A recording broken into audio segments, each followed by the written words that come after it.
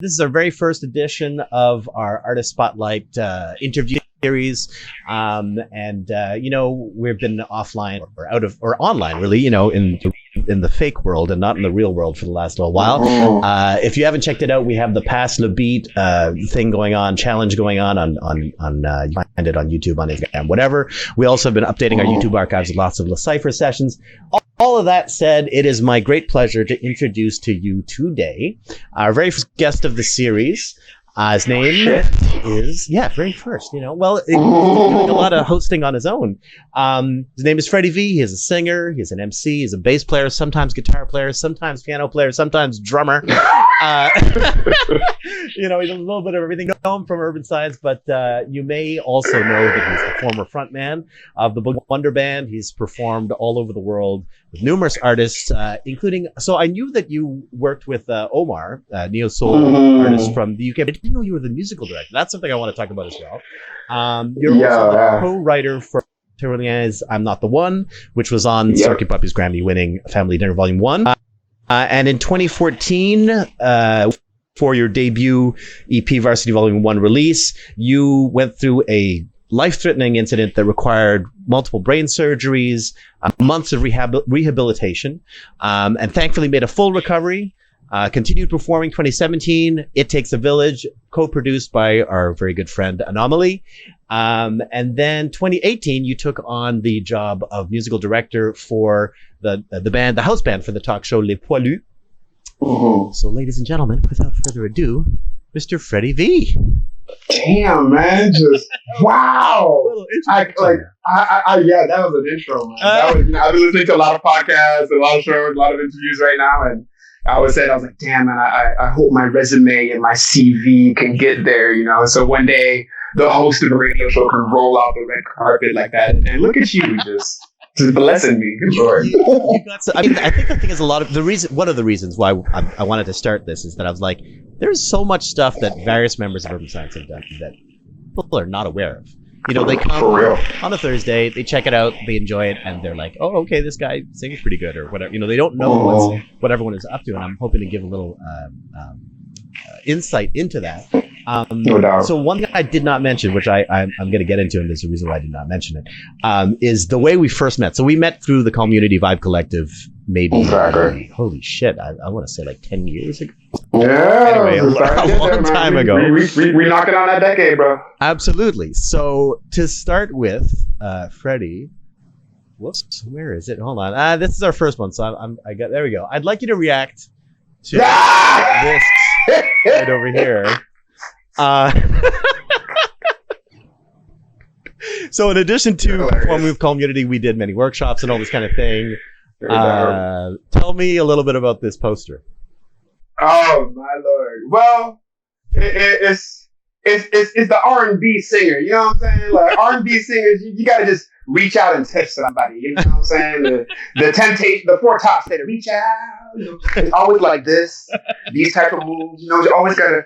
So R&B singers reaching out. But what's hilarious about that is that that is the lovely Sarah MK right there. If y'all don't know her, she and I were in this cover band back in the day. I don't know if I'm pretty sure many of the fans of Urban Science may not know, but there used to be this spot called the Jello Bar. Absolutely. Back in the day in Montreal. And honestly, like, you know, the opportunities that we've had in Montreal to play live R&B, funk, and hip hop are very limited. We're very limited. So Jello Bar was probably the only platform that we had. And that was the beginning of a lot. Actually, that's really where, you know, I kind of got my band culture and set up pretty much the platform that I have today.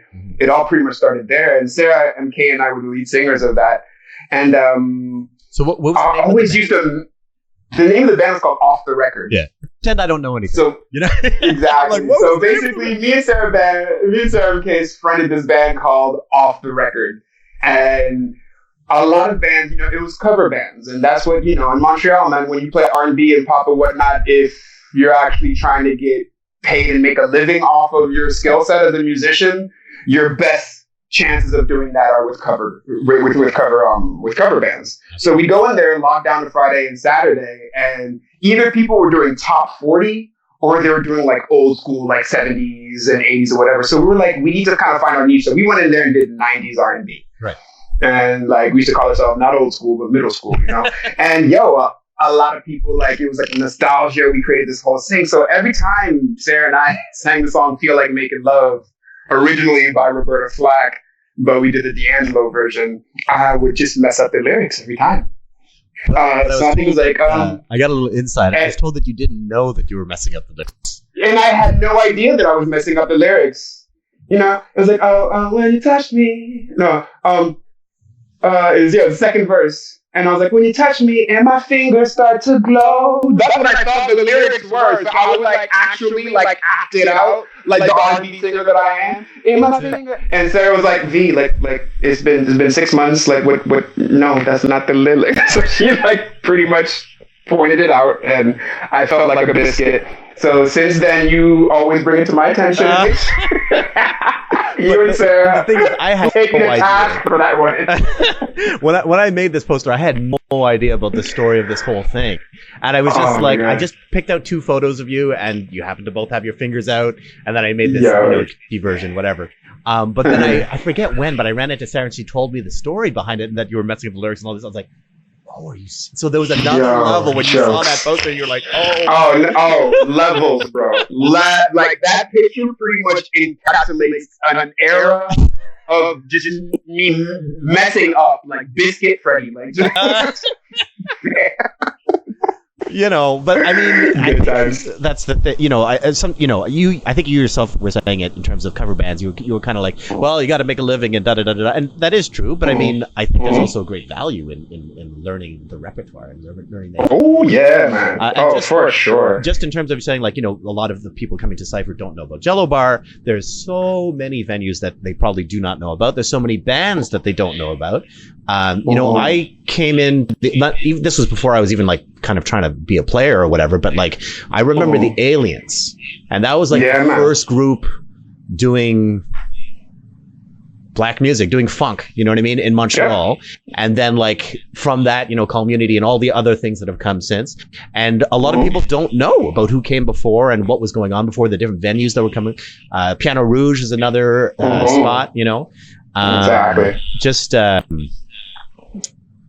I think there needs to always be a place for this music, and I think that the players will always be there, but there needs to be a place to express.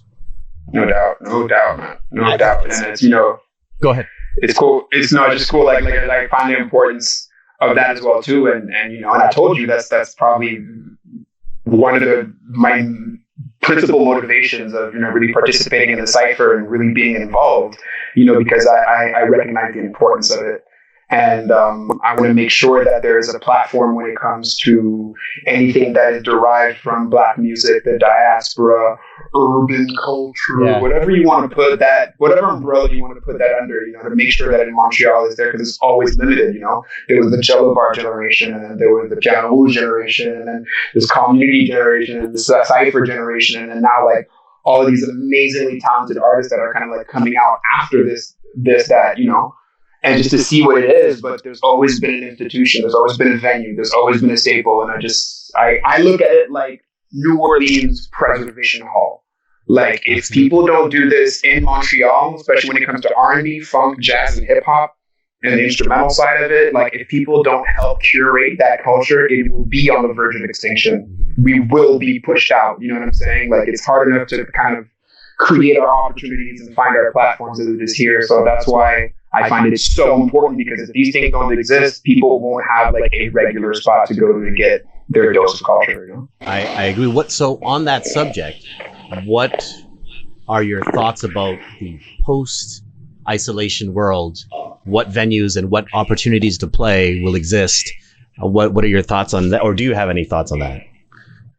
Yeah, I do. I'm definitely keeping a close eye onto it. Me personally, I'm trying to come to terms with it, and I like to keep my expectations low.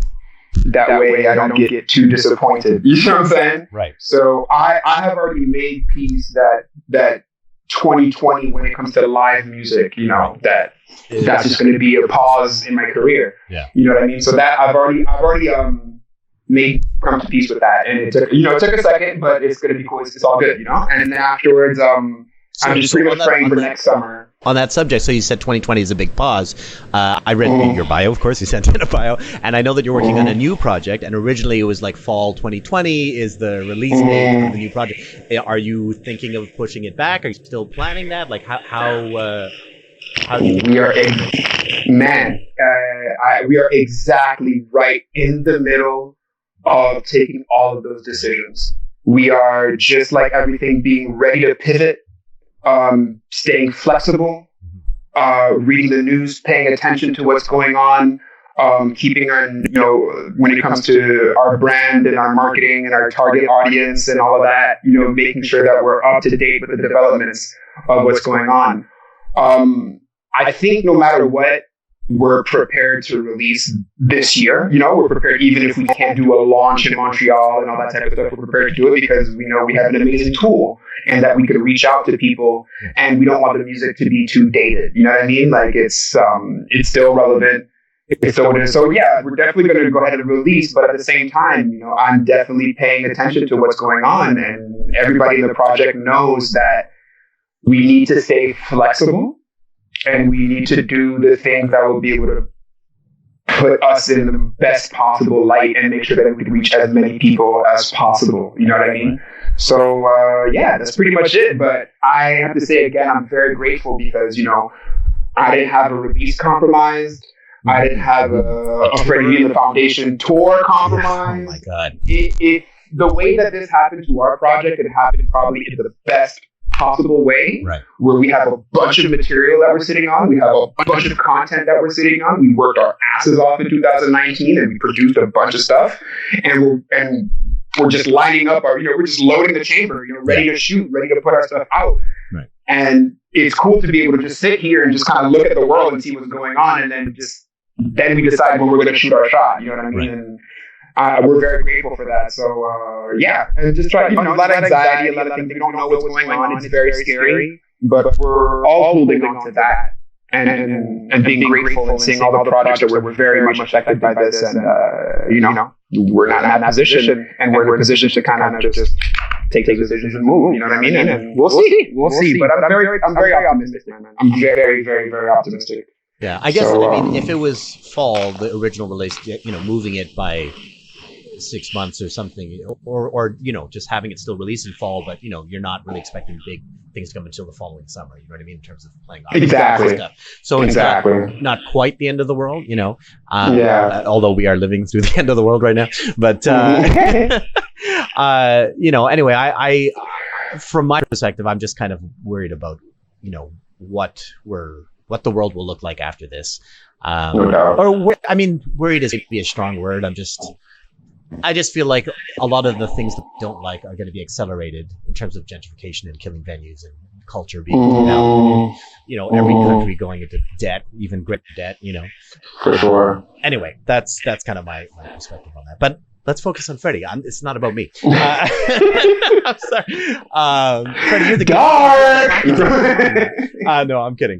So, you know, again, looking through Fredy, I wanted to get through some other things that I was finding interesting when I read through your bio and stuff like that. So I always knew that you were a Prince fan, but I didn't realize that, like, you listed it number 1 under your list of influences, and I didn't know that. Like, I was like, oh yeah, he likes Prince, whatever, you know.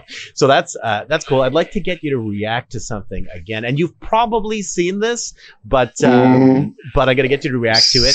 I'm so afraid. No, don't so worry. Afraid. This one is totally fine. Okay, here we go. Oh yeah, man. Yeah, you've seen this. Eh?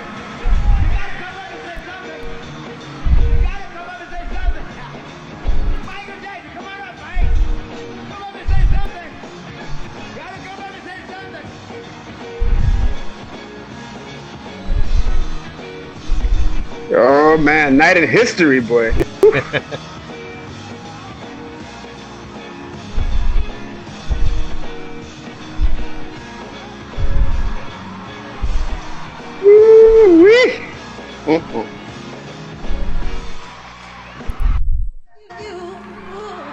ahead, Mike. Go ahead, Mike. He can sing the blues. And I take it how James Brown tells the band to turn it up fast. He's bummed the blues. Check it out.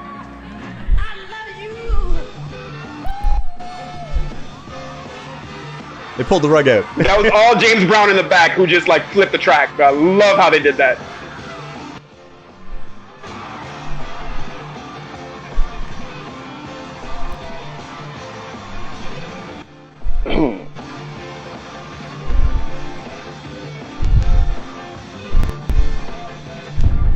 Hey James, there's somebody in the crowd that I want. Is Prince in the crowd too, James? That's what he's saying in his ear.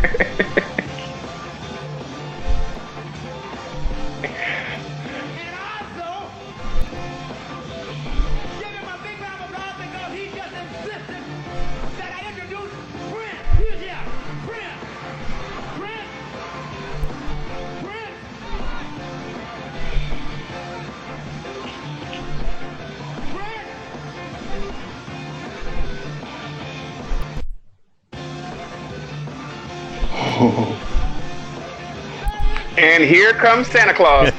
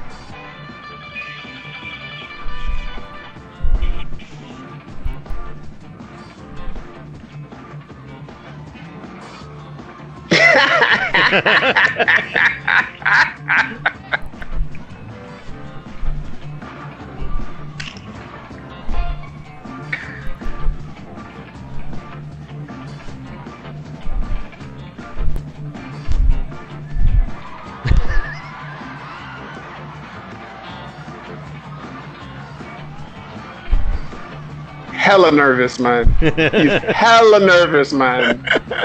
It's crazy, man. Woo! Hey! Ow! Hurt him now.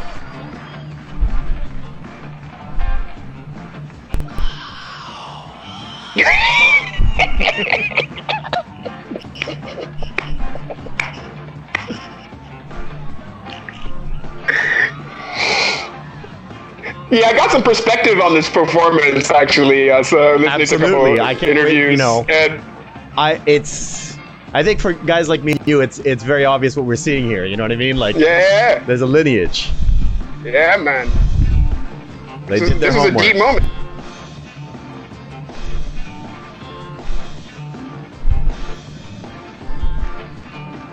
All right, I gotta. Whoa! Right.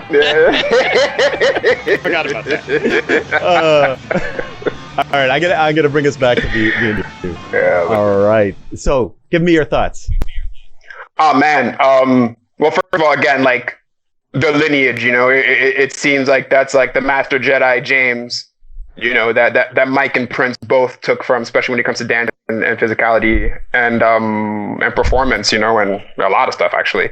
But yeah, you know, and no matter what in the 80s, you know, we know Prince versus Mike. They're DJ nights about this is Prince versus Mike, and this is, you know, really like the type of, there's a duality in them, and I think that really in some ways they kind of complete each other. I look at Mike and Prince like the yin and the yang. You know what I mean? Like they really have something that kind of completes each other. But and me, Mike is a staple. Obviously, Mike is the king. You know, he's a staple. But there's something about Prince that I gravitated towards, and why he's, you know, he's the pinnacle for me.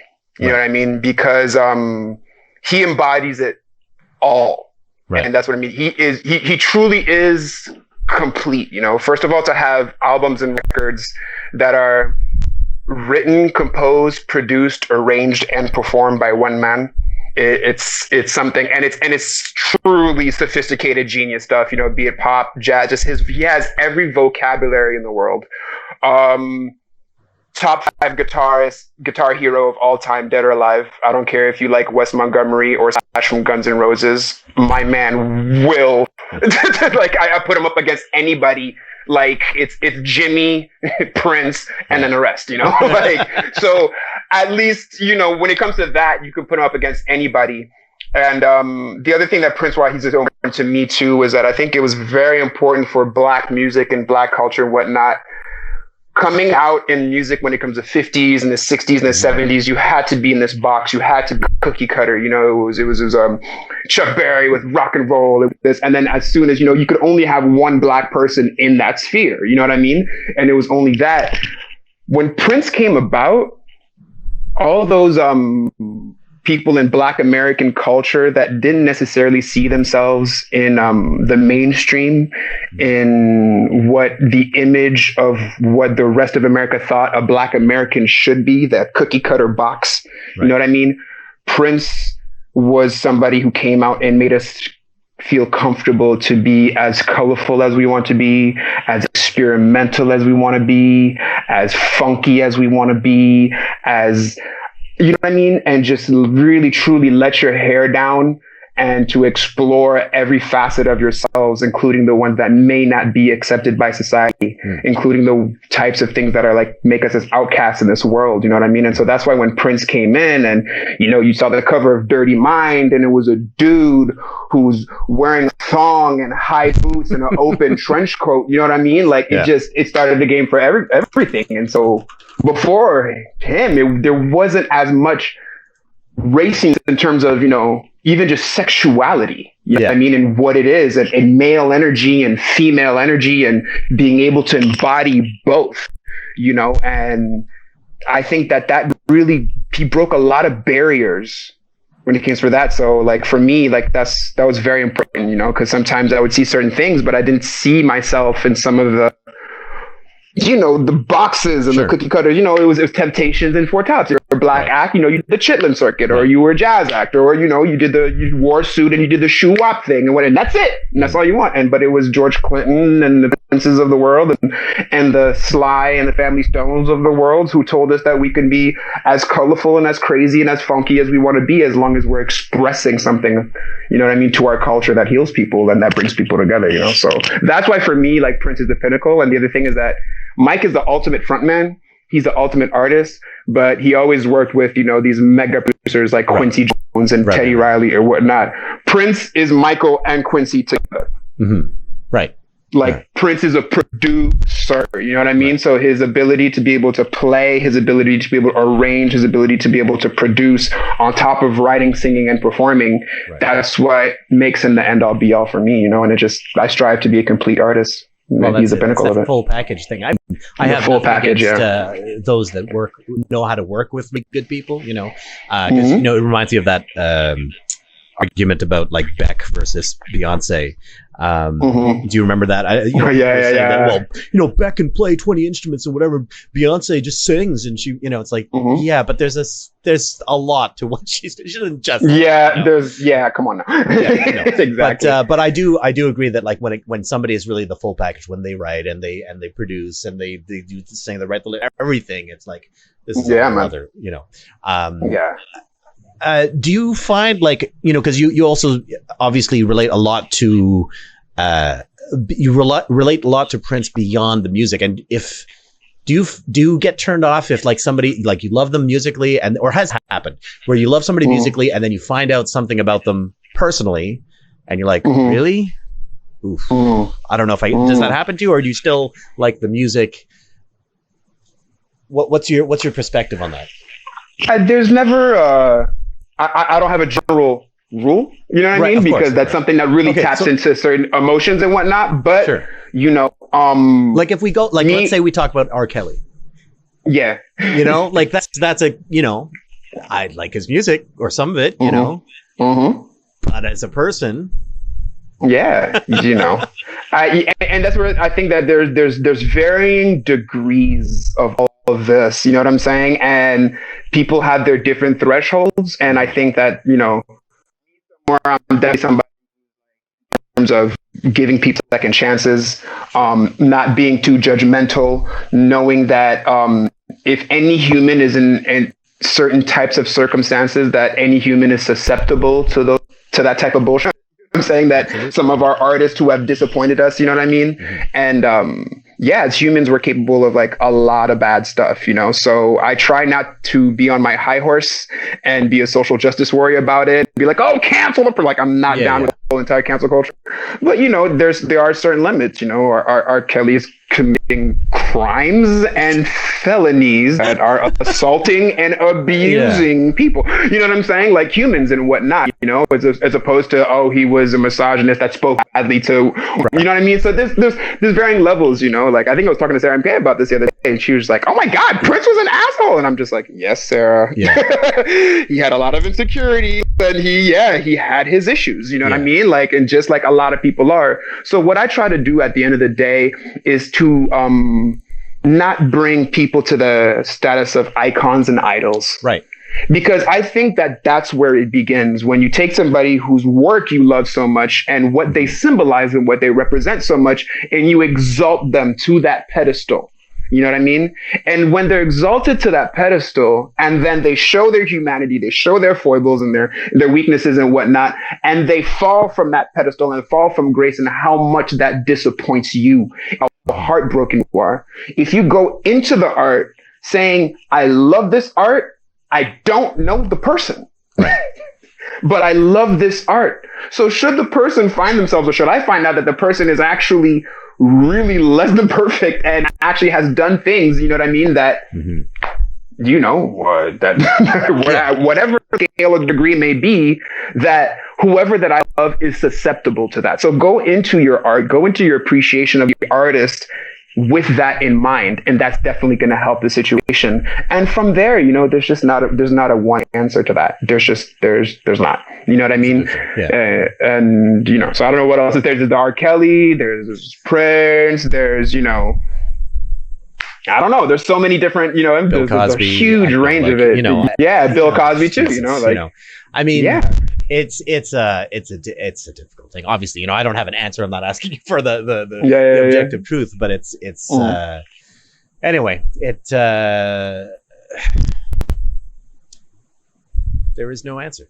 There's a lot of varying degrees, you know. But I think at the end of the day, that's what I try to tell people as much. It's just like, you know, try not to idolize another human. You know, even if they're seem more than human, and they're, you know, do that first was that, and to know that people are going to be people, and that not giving somebody a second chance doesn't help society. You know what I mean? So just to kind of have that humility in your heart, you know what I mean? Like when you come with that, you know, because I just find that behind our screens, we're all keyboard gangsters, and, you know, we'll cancel and things like that. But if you were in that same situation, I don't know. You know what I'm saying? Would you have reacted the same way? You know what I mean? So we don't know what people go through. We don't know what their baggage is and whatnot. I think your point of like not elevating somebody to this high pedestal, I think that's a great point. You know, it's like everybody, I sometimes say, you know, this is live. I can fucking swear if I want to. I sometimes say, like, if you're ever meeting that super, like, I don't know who, like, I don't know, Madonna, or I don't know who, like some mega whatever, and you're just frozen, and you're just like, just be like, this person takes a shit like every else. Man. You know what I mean? Man. It's for real. It's like, okay, they're human beings. You know, yes, I'm telling you, like, give them respect for where they reached, you know, but, you know, they're still human beings, you know. Yo. So I'm gonna. The heroes will disappoint you. Yeah, well, that's it. You know, actually, I'll mention another thing, which is Paul Carniello has a song called "All of My Heroes." I played with Paul for a brief period of time, and I love the idea of this song. The idea of this song, "All of My Heroes," is basically who is it that you like? Oh, you like this person. You like this person. If you start looking through what they've done aside from music, you're not going to be able to consider them a hero or enjoy them or whatever. Yep. So it's exactly jumping on this discussion. So kind of sort of related. This is a different side of Fredy that people may or may not know is your interest in journalism. And if you don't know, I first mentioned that in the lower right there, you should see Fredy's Instagram, and he is going to be doing an interview with notre right after this on Instagram Live.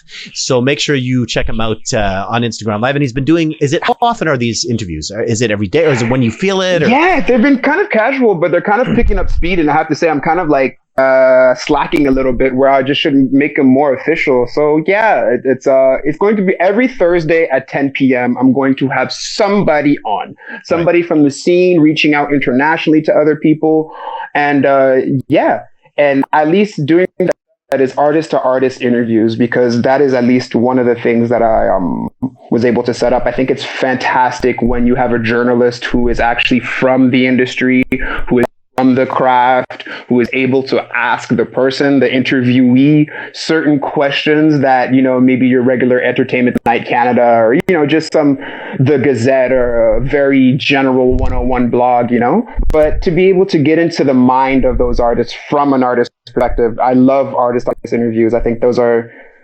your casual consumer can get something out of it. And then, your supreme nerd who is really, really in the craft can also get something out of it as well, too. And pulling those stories out. And communications is something that I wanted to do when I was younger. Like, actually, truth be told, there was no more room in the communications department in Concordia. So I had to go and do something else when I came to Canada. But communications has always been in my heart. Being able to write, creative writing has always been in my heart, something that I was excelling at school. Articulating your thoughts and, being able to have a camera in front of you. Mm-hmm. Yeah. And to be able to do public speaking, all of that is stuff that is very dear to me. The workshops that we did before as well, too, were things that kind of reignited that, you know what I mean? So be it a knowledge to knowledge transfer in workshops and conferences and panels, be it, artist to artist interviews like what I did with Hybrid during the last 2 years of the Jazz Fest. I had the chance to interview guys like Michael League, Leonel, Keon Harold, the trumpet player, Christian Scott, the trumpet player, you know what I mean? And so that's where I really started knowing, when I was starting to interview like giants like that, and the conversations that like we went into, I was like, okay, you know what? Something that I really want to do. And also to curate, make sure that these stories are recorded and told, and make sure that we get stuff out of these artists before they leave, Absolutely. And oh my God, my man. Oh my Lord. Do you understand that this was backstage at the Herbie Hancock performance at Place des Arts? Like, I met Herbie 5 minutes before this. Right. I've rubbed shoulders with celebrities and pretty dope ass musicians and whatnot, but man, being there, dude, James Genius on bass, Lionel Loueke on guitar, and Herbie, and interviewing Lionel Loueke right before the Herbie Hancock show. That was, man, this guy, and he gave me his phone number. He was like, "You need anything?" Wow. And for example, too, like, something that we talked about in this interview that he really appreciated, and that's why I was like, I got to do this, because I'm able to get aside from these artists and turn them on to something that they want to speak about. Right. Lionel Loueke is from Benin, and he is a jazz guitarist who grew up in West Africa and who has been able to combine all of his musical influences. And I read up something, as a journalist, you do your research first before you, Absolutely. And you do your homework on the person before. And I kind of read a little bit about his childhood and what he used to do to be able to get a guitar, make a guitar, guitar string maintenance. Okay. And when he no longer had guitar strings, what he had to do to go get guitar strings. Like, that's a whole different thing. You know what I'm saying? Like, us here in Montreal, if Steve Music and Archambault closed tomorrow, we'd be done. We'd be like, okay, I'm gonna go chop some wood. Like I'm done. I'm no longer a musician. My keyboard, my Nord Electro and number 3 is completely obsolete. It doesn't work. I'm done. Yeah. And when you go to third world countries and you see how people are actually creating the instruments, I went to Cuba and I met this guy in Havana that created a guitar where the first 3 strings were stringed up like a tres, like a Cuban tres, you know, and then the actual voicings of the last 3 strings were like a classical guitar. Okay. So he created his own instruments with its own actual stringing and chording. You know what I mean? That's crazy. So you know the wiki, what do you use? What is the? I don't even know what the tuning of a tres is. Like, what do you know what the notes were? Or it's okay if you don't. Yeah, it's okay. But that's cool because it's like some crazy. I'm pretty sure it's in fourths. You know, but it's there's that. Yeah, it's like fourths in the first, and then afterwards it was 6 in the guitar. I remember that's how he did it. You know, it was exactly. You know, and Yuna Luwike, what he did was, you know, when his guitar strings would break. Or like even before they break, he would finish practicing, he would take them off and he would dip them in vinegar. Right. Just to keep them. He would restring them. When they broke, he would take it and then make knots and then restring it. So if there was a knot on the actual fret that was there, he had to avoid that knot because it would make him bleed. And then when there was nothing else, my man had to go to the border of Togo. Right. And would have to go to the duty free, which was a dangerous trip for him to go to the border of the country to be able to get guitar strings. And then like that pack of like, you know, a 12 strings or whatever, that would have to last them 6 months or a year. Yeah. You know what I mean? Like it's a completely different type of, so when my man is on guitar, even when it comes to mastery, he knows how to play the same note in every single way because when there were knots on those places, he knew how to avoid it. So it really gives you insight into like what the motivation and how these greats and these giants think. You know what I mean? Well, it's like it's kind of part of the conversation of like total freedom versus restrictions, and I really don't believe in like total freedom. Like it sounds like some kind of crazy person talking, but anyway, but you know what I mean in this context. You know, like you know, having some form of constraints on what you're doing, you know, gives you a way to think about, a way to approach it, and in this case, you know, actually a broken instrument, it gave them some new ways of approaching. Exactly. Interesting. So yeah, so you've been exploring the whole journalistic thing and learning a lot. I mean, it's kind of like this double thing because you are an artist. So speaking to artists, there's a journalistic aspect, but there's also like, oh, I'm gonna learn some things. I've been asking the people doing these interviews to prepare like some kind of technical advice or piece of information or exercise to share with people. Do you have a little something that you'd like to share with people in terms of a technical side of maybe an exercise or something like that?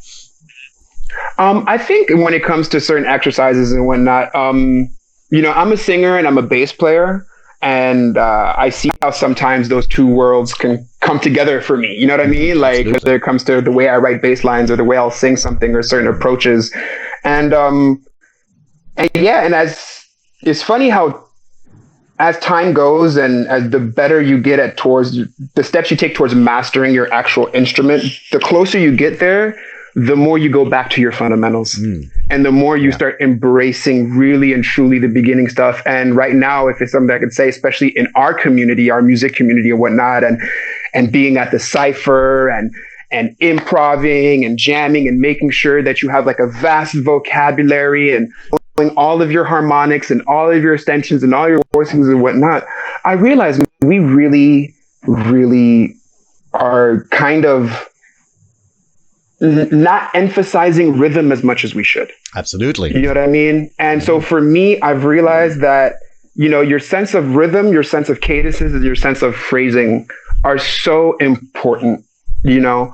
So for instrumentalists, when I go for bass, some of the stuff that it takes a lot of discipline. And, you know, me, like I remember the got me into this in terms of knowing really how to practice, you know, like I'm a singer, I'm on a different instrument. So you kind of noodle and you're playing and you think you're getting better in certain stuff. But for me, it was when I was able to take certain songs, slow them down at about half of the speed and play them. Right. That meditation, it's a meditation.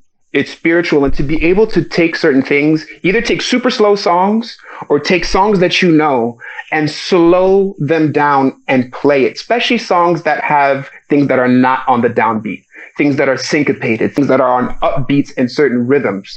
So what I would do with the bass is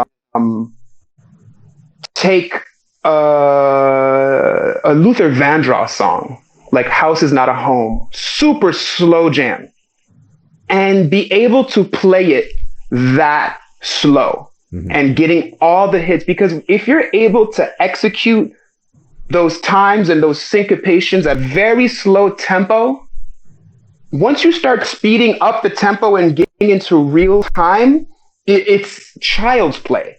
You're laughing. When you're actually in the groove, it's like the Matrix. Time slows down and you see everything coming at you and your time becomes super dope.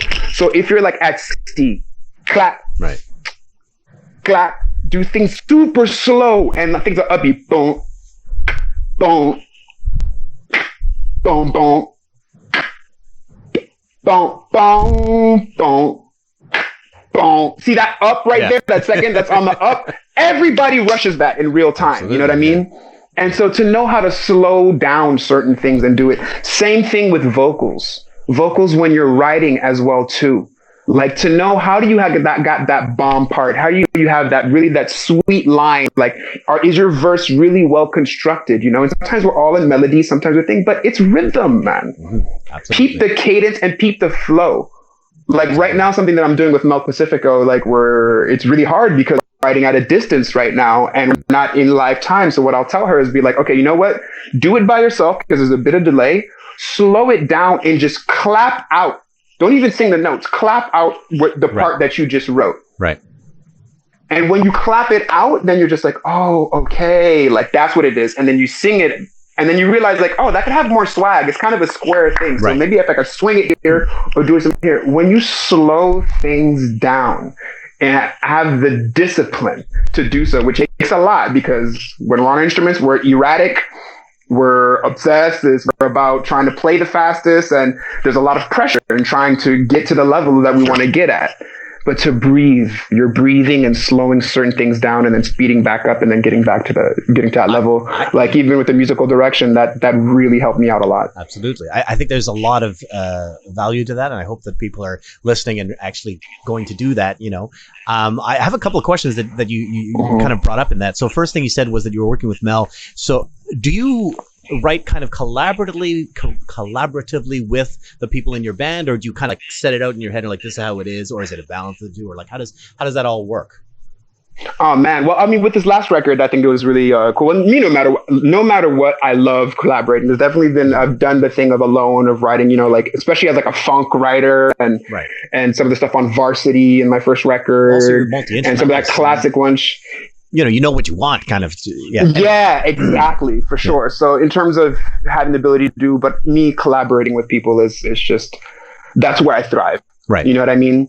And I love co-writing, co-composing. But the way that we did it with this record actually was really, really cool, actually. And you know who actually gave me the tip on it?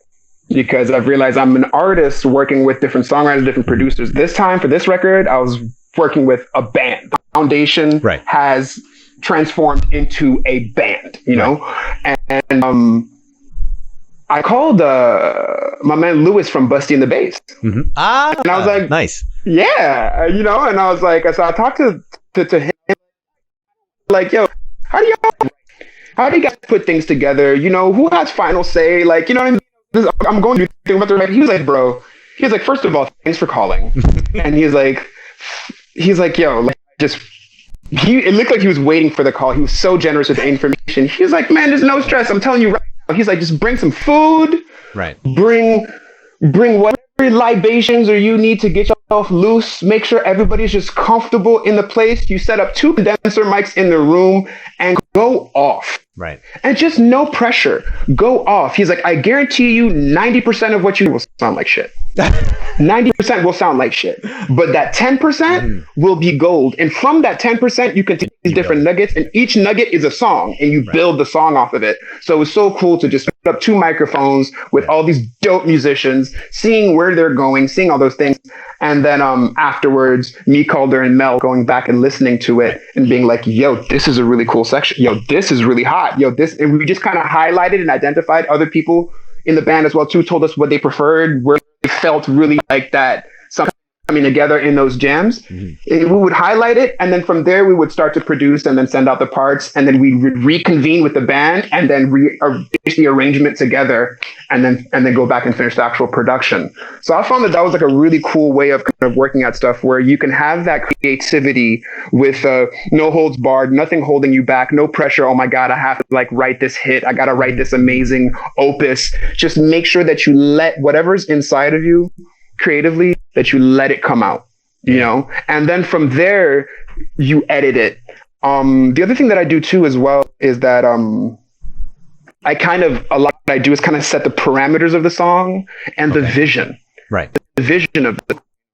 It's like, guys, we need a kind of a track like this. I want a track that's kind of up tempo, where the lyrics are speaking about something that is necessarily uplifting, where it can touch our funk side, but as well start mixing in some of the Afro elements that like we haven't done and that are part of our culture, that is super out there right now, and find a very fresh way to kind of make those type of mixes. So this song is going to be about this topic with this type of melody and this thing that kind of aimed at this direction. And for me, somebody who works with a publishing company, as somebody who has licensed track and is trying to license track and see things that are licensable and whatever, is about the vision. You know what I mean? Not just about writing the song, but where do you see the song being? What does the song sound like? What type of effect do you want the song to have on your listener? You know what I mean? And that's where me being a producer comes into play. Yeah. You know what I mean? Is on an executive tip, on a very macro tip, and saying like, this is where we need to go. This is the type of thing. Now let's execute it under these parameters. So at least the musician's not like anything goes. They kind of have a bit not of a total guidance. Freedom, right? Not total freedom. Total freedom. You know what I'm saying? But at least a bit of a guide. So they're not just like, okay, well, what do you want me to do? You know what I mean? So they're just like, okay, cool. Thank you for pointing me in the direction that we're looking to go to. But within this direction, there's a whole lot of freedom, you know? And all I do is that, man, like check out all these musicians I'm surrounded with. And, you know, me before music, before even like touching and talent and art, you know, it's about relationships. It's about team building. It's about trust. It's about putting people in positions where they can be efficient and be the best version of themselves without the pressure. You know what I mean? And so like that's my job pretty much in the group. So when they start pumping out material after I give them certain parameters and they pump certain things, they just send me diamonds. Right. And all I do is just catch the diamonds and I polish it. And then I put it in. I catch the other diamond, I polish it. I catch the other diamond, I keep on polishing. I'm like, okay, cool guys. This is a really cool track. We're going to sing this. Now we need to write something that's very inspirational, something that's uplifting for the kids, something that'll, you know what I mean? Like that'll make people cry, like, because like, oh my God, like that song speaks to me and thank you for this song. This is where we want to go with this. And then after this transition and we go into this other part, me and Mel are not going to write anything. This is an instrumental. The whole band looks at me like, what? Are you crazy? Like y'all ain't saying, I'm like, this is an instrumental part. There's nothing, this is what it needs to be.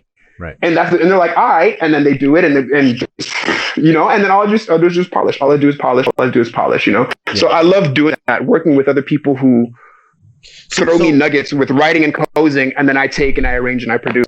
So I didn't know that a lot of it was based on, you know, starting with sort of a, like you said, 2 microphones in the room and go over there. I also know it's 9:51 and you're going to have to go soon because you got your Instagram stream. So maybe this will be the last question or something along those lines. No problem. But I guess my question is, since you know, are basing it around, or not basing it around, but, you know, you're giving your guys something to eat, and then you see how they take it and where they take it, and then you know, refine it and dip it into something. So are there specific characters? I guess, you know, a lot of it just has to do with who you've played with over the years, but are there certain specific things that you are looking or not looking for in your bandmates? Like, I'm sure there's, obviously, without getting into specific names of people, whatever, but I'm sure there's people that you play with, they're like, oh, this guy's dope, but it would be totally wrong for this project. Or like, are there certain things like that you're like, oh, this is something that, you know what, all of you people out there got to stop doing this. Like, what do you take on people what are you looking for in your band? That's really a great question. It's funny. You know who really made me think of answers? Like a few weeks ago, I was talking to Theo, and Theo was like, "Oh, gee, like you're the band leader. You know what I'm saying? That I'm looking to. You know, so like, what do you look for in members? Like, what do you look for in your bands and whatnot?" And I was like, "Oh, And then I kind of looked who I was talking to, and I'm trying to see who our audience is. And I'm like, musically speaking, y'all know what time it is. Y'all know who can hang and who can't hang. Yeah, absolutely. You know what I mean? Y'all know the people who learn fast, the people who absorb fast, the people who at a rehearsal can hear a directive and make it happen quickly. The people who have the chops, people who have good time, good ear. Y'all know that. I don't need to tell y'all that. Yeah. You know what it is? It's the other aspects of band leading where it gets, and it becomes where it's relationships, where it's building. I came to the crossroads with a foundation where it was just like, I've always wanted a band, but I had to kind of look at myself in the mirror and see how I was kind of going about it. And I think the most important thing with finding bandmates is after you understand what the criteria is musically, which you should know, 50% of it is the other stuff. Team building, man.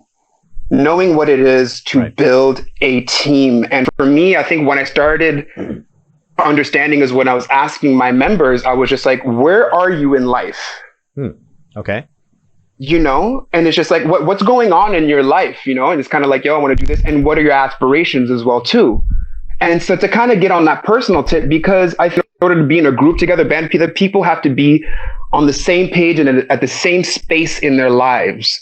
Meaning that, yo, I'm ready to build something. I'm ready to join. I'm ready to commit something and bring something from the ground up. Some people are in a good time in their lives to be able to do something like that. Some people are not. They're musicians who are part of 10,000 projects. They're musicians who are part of some people who just finished a tour and it's perfect transition moment. You know what I mean? And whatnot. So to understand that, like, what do you have kind of going on in your life? And is this something that you're kind of looking for? You know, is this the type of thing that you would be interested in as a band leader? So to show interest in the lives of your potential members, you know, and see how it is. Because at the end of the day, when you're in a band, you spend more time off stage than you do on. Yeah. Oh my God. You know what I mean? So you have to like build relationships.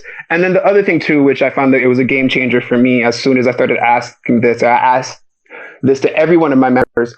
I said, what do you want? Where do you want to get to in life or in your career? Like, what are you looking for in your career, and how can the foundation help you get there? Wow. Okay. Yeah. As soon as I started thinking like that, instead of, yo, what can you guys do for me? Right. And how can you back me up and being the artist instead and being like, what can I do for you? And how could this serve you? And what are you looking for? And how, you know, and so that's when you start hearing those answers. You're like, all right, cool. Bet. I understand this. Oh, yo, people want to do this, want to do that. I want to write more. I want to produce more. I actually want to engineer this project and learn how to produce. You know what I'm saying? That's Calder, you know? He's like, I want to be able to take over complete engineering. I want to be able to be a producer, a full-fledged and have this, but I do not want to do necessarily some of the stuff that is a bit more team building, relationships, and reaching out to people and some of the leadership. I was like, oh, I know what he likes. I know what he doesn't like. I know how to put him in a position where he's comfortable and he will thrive. What happens if somebody says, like, I want to do X? I really want to do X. I really want to do X. And you're like, man, X is really not what I want happening in this band. You know, what happens if their desires are not at all in line with you? Or has that? Then that's not the person. Then that's not the person. And if they tell you what their desires are, they're already in the band. Then you start asking, hey, what do you guys need? You know, what are you guys looking for in your careers? And then they say, I don't know, let's say somebody said, I want to produce all of your albums. And you're like, I don't want you to. Like, you're a great whatever. Like, you're great in the band, but I don't necessarily want do. I mean, this is the thing about, like, we both run projects, you know, and no doubt. Interpersonal relationships are extremely difficult dealing with. Have you had to deal with that? Is that something, like, how do you? Oh, for sure, man. Oh, dude, you got to deal with it. You know what I mean? Absolutely. And I think that in terms of in a leadership position is to take accountability if you've done something wrong, or if you know, or if you don't think of it. At the same time, it happens on your watch. You know what I mean? So it's just like to know that. And then B, if there's necessarily a disagreement or whatever, certain things, then if that's not necessarily conducive to what you're doing, you got to be able to say it from jump. Don't be like, okay, I'll think about it and let me get back to you and kind of sweep it under the rug and then never address it. Like, and that's something I have to say, like, in Montreal as musicians, we are so afraid of confrontation. Stop that shit. Stop it now. Right now. All of y'all. Y'all need to look each other in the face, in the eyes like this, and be like, yo, this may be a little uncomfortable, but this is what I want, or this is what I'm looking for, or things have changed and now here's where I am, and to find a compromise and to find a solution. And if that solution is not, you guys can't find one, whatever, then that's where you guys go your separate ways. But it's always going to be in respect because everybody's put their cards on the table. But as a band leader, it is your responsibility to find the members, to build your team and know your members and what they're actually looking for, and to see, again, what do you want out of life or in your career, and how does this group help you get there? Yeah. Because if it's only serving you and it doesn't serve the actual member, then what are we actually doing here? Then you're just a musician dressed in black and backing up some R&B singer. You know, you're Whitney Houston. You're not a band. You're not a group and whatnot. Even if you are a front singer and you're putting together a band just for a tour, it's not like a band and you're the boss and you're the one who does it. There's still aspects of it. It's, you know, no interpersonal relationships, man. You know, that is so important. That's something that I got a slice of humble pie, man. Got a good slice of humble pie a few years ago and started flipping the attitude and whatnot. Right. And it just, a lot of fruits have come out of it. And just, you know, serve as a band leader, as an artist and whatever. It's not about me and how my band can back me up and how all my fans can look at me stage 10 feet above in the air and me. And I need to get something off of my chest and express this angst from my childhood trauma. There's true. It's a part of it. That's a part of it. There's a side. But I think about it as like, how do I serve? I'm here to serve my band. I'm here to serve my community. I'm here to provide music and art for my culture. When I come to the Cypher, I try to have that, even if, you know, we're tired and we're always on our good days and things like that. And, you know, but I'm there to serve my community. You know, I'm an artist here. I'm here to bring culture. I want people to know that they have a culture church that they can come to once a week and that they're going to get fulfilled, you know, and that is my duty to serve. So once you have that intention in your heart, like a lot of things just start lining up that way. You know what I mean? It's a mindset thing, you know? Well, I think one thing I don't get with certain other, not with, this is not you at all. I would say, you know, we've all seen shows where the band was not properly rehearsed, or people are not dressed properly, or all this kind of thing. And I'm just like, do you give a shit for the music that you're represent? Like, obviously, if you're a musician, you're a music fan. And that probably means that you're like insane about a certain style of music, right? And then you show up with this garbage, whether it's the way you know, it's all this aspect, and it's like, man, respect. Never mind, respect yourself. Respect the music that you're bringing forth to people. You know, no doubt. But I gotta say one thing about Fredy, and I know we're gonna have to go very soon. In fact, this is probably the end right here. Fredy, one thing I always really appreciate about you is that you're very upfront, honest, direct person. You know what I mean? I've decided to do something, and then you've been like, Vincent, I think this is a bad idea. This is why I think it. Blah blah blah blah blah. Of course, if I were like, Fredy, I don't care. This is the way I'm doing it because I'm the leader in this. I know that you wouldn't be like, oh, that fucking guy's in it. Like, you also understand. You understand both sides. You know what I mean? I understand my position exactly. But I love the fact that you are not, because I know a lot of people are in a situation where they're playing for somebody else or working for somebody else or whatever, however you want to see it, and they're just like, oh well, I'm not going to say anything because so and so Fredy is the leader and he wants it that way. It's like, well, yeah, but he's not infallible. He may, you know, it's possible he sang a note off key or something. You know what I mean? Like, it's possible. So it is, you know, an honesty without getting into like personal attacks, all this kind of thing. It's very important from the band members, from the leader, from all this kind of thing. So we're gonna wrap it up over here because Fredy's got his live stream. So definitely head over to his Instagram. It's right there at the bottom. Anyway, you'll see it. It's Fredy V Music. I think that's pretty much it. Oh yeah, next time. Yeah. So one thing you mentioned, you did this interview with Herbie Hancock. So next week we're interviewing David Osei, and one of David's, or the person he listed first as influence is Herbie Hancock, and I didn't know that. So that's an interesting interesting thing. So we'll talk to him about that. And I think the last thing I'm gonna do is let me just find it right here. I'm just gonna. What you gonna do? You about to out me right now. I'm just gonna. That's where if you pull up any boogie, if I pull up any boogie, I'm cutting the call off right now. But, man, why is this so? I don't know, man. I had to. What? Oh no, it's not. What? Oh, so sad. I gotta go. What? So sad. Oh, bad. So sad. Dog Here we go. Vincent. Here we go. Damn. Here we go.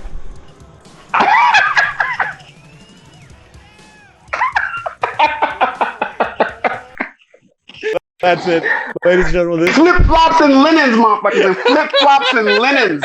Okay? is the end of our very Don't first let me Artist have to Talk. get my Kyries. Thank you very much to I gotta Fredy for being Thanks, here. Vincent. Hopefully we'll see each other in the real world soon. Check him I out on hope so too, Instagram really soon. Okay. Thanks Right so much, on, Fredy. y'all. Appreciate it. Much love. Much love. Peace.